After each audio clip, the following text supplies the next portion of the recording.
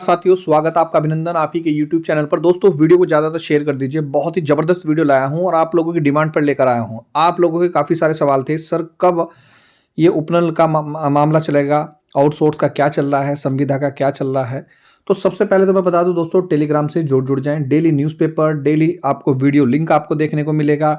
Daily आपको यहाँ पर ऑनलाइन क्लास भी देखने को मिलेगी जो फ्री ऑफ कॉस्ट है। कुछ आपकी क्लास पेड क्लासेस हैं, नोट्स भी आप परचेज कर सकते हैं। तो आइए दोस्तों, सबसे पहले तो हम यहाँ जान लेते हैं मामला पूरा क्या है। देखिएगा, एक ही राज्य है उत्तराखंड और यहाँ पर अलग अलग नीतियां हैं। देखिए, निर्धारण का अधिकार केवल कार्मिक विभाग को है कि किसको नियमित करना है, किसको नहीं। जब नीति निर्धारण का अधिकार कार्मिक विभाग के पास है तो उपनल कर्मी को उससे अलग क्यों रखा गया, ये मैं नहीं बोल रहा हूं, अभी मैं आपको प्रूफ के आधार पर दिखाऊंगा। डाटा उपनल से मांगना किस नियम के अंतर्गत है? मतलब बार बार जब डाटा मंगाया जा रहा है, उपनल से मंगवाया जा रहा है, जबकि कार्मिक विभाग के पास सभी डाटा है। एक ट्रेजरी से सभी की सैलरी आती है, एक बटन दबाने से, एंटर से ही सबका पता चल जाएगा कितने लोग कार्यरत हैं, कितने नहीं है। एक ही राज्य है, एक ही कार्य है, एक ही उद्देश्य है, लेकिन दो अलग अलग प्रशासनिक प्रक्रिया चल रही हैं। यह नीतिगत विभाजन नहीं है, बल्कि स्पष्ट कहीं ना कहीं भेदभाव है। स्पष्ट मांग क्या है? उपनल के माध्यम से कार्यरत कार्मिकों को भी कार्मिक विभाग के अधीन रखकर नियमितीकरण प्रक्रिया में सम्मिलित किया जाना चाहिए। अब स्क्रीन पर देखिए, दो चीजें मैं अलग अलग दिखाऊंगा। एक है दीपेंद्र कुमार चौधरी जी लिखते हैं, और बहुत लेटेस्ट लेटर है, 17 दिसंबर 2025 का। और आज दोस्तों जो तारीख है 21 दिसंबर है, मतलब 3 या 4 दिन पहले का ये लेटर है, जिसमें वो लिखते हैं, विभिन्न विभागों, संस्थानों, निगमों आदि में आउटसोर्स के माध्यम से कार्यरत उपनल कार्मिकों की सूचना उपलब्ध कराए जाने के संबंध में। मतलब ये है, इतना सब कुछ हो गया, सरकार सुप्रीम कोर्ट चली गई, सरकार हाई कोर्ट चली गई, आंदोलन हो चुके, 12 साल वालों को समान कार्य के लिए समान वेतन मिल चुका, लेकिन सरकार को अब तक ये नहीं मालूम पता चल रहा है कि कितने कार्यरत उपनल कर्मचारी हैं, जबकि कई बार डाटा दिया जा चुका है। हमने भी अपने YouTube चैनल के माध्यम से अवगत कराया। देखिए, यहाँ पर साफ साफ है, विभिन्न विभागों से जितने भी उपलब्ध हैं, निदेशक उपनल उपलब्ध कराते हुए ईमेल इन्फो पर उपलब्ध कराने का कष्ट करें। रिक्त नियमित पदों की संख्या भी आपको बतानी पड़ेगी। स्वीकृत नियमित रिक्त पदों पर कार्यरत उपनल कर्मियों की संख्या भी बतानी पड़ेगी। आउटसोर्स के आधार पर सर्जित पदों की संख्या और आउटसोर्स पदों पर कार्यरत उपनल कर्मियों की संख्या, और स्वीकृत नियमित आउटसोर्स पदों के अतिरिक्त भी अगर कुछ है तो वो भी आपको बताना पड़ेगा। दूसरी तरफ देखिए, ये भी माननीय उच्च न्यायालय का आदेश था, जिस पर सरकार ने बहुत अच्छी पैरवी की, बहुत बधाई योग्य है। उनके द्वारा विभिन्न विभागों में जो दैनिक वेतन है, कार्य प्रभारित है, संविदा है, नियत वेतन है, अंशकालिक है, तदर्थ रूप से नियुक्त कार्मिकों की सूचना उपलब्ध कराए जाने के संबंध में, ये भी दोस्तों 18 दिसंबर 2025 का लेटर है।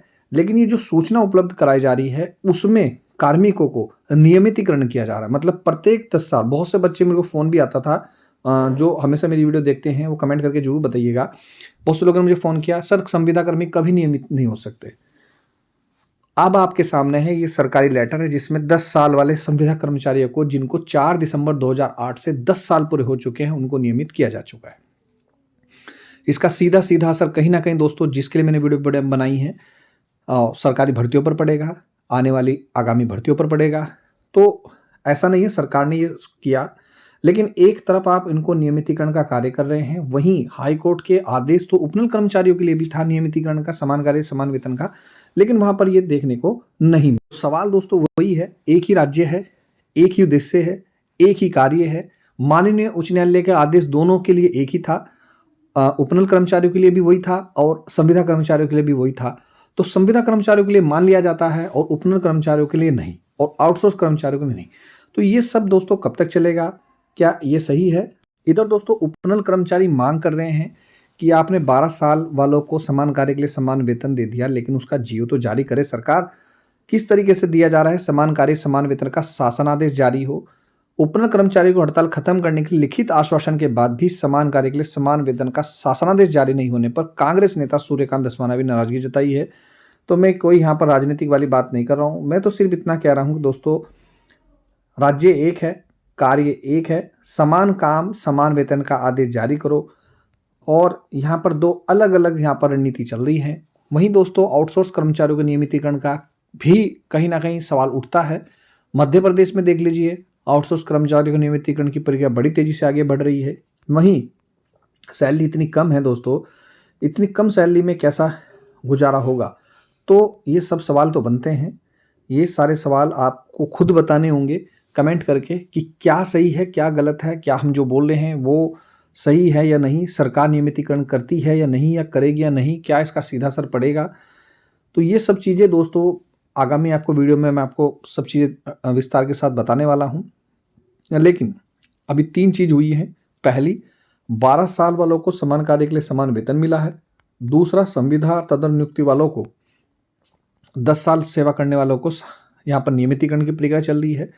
और अगली बार 12 फरवरी 2026 को फिर दोबारा से उपनल में दोस्तों क्या पर हाई कोर्ट में सुनवाई है। अब देखना होगा दोस्तों कि क्या होता है। तो ये थी महत्वपूर्ण जानकारी, और तैयारी आप जरूर करें। नेक्स्ट वीडियो लेकर आ रहा हूं मैं, कौन कौन सी भर्तियां आ रही हैं, तो तैयार रहें। मिलता हूं नेक्स्ट वीडियो में। वीडियो देखने दोस्तों धन्यवाद। जय हिंद, जय उत्तराखंड।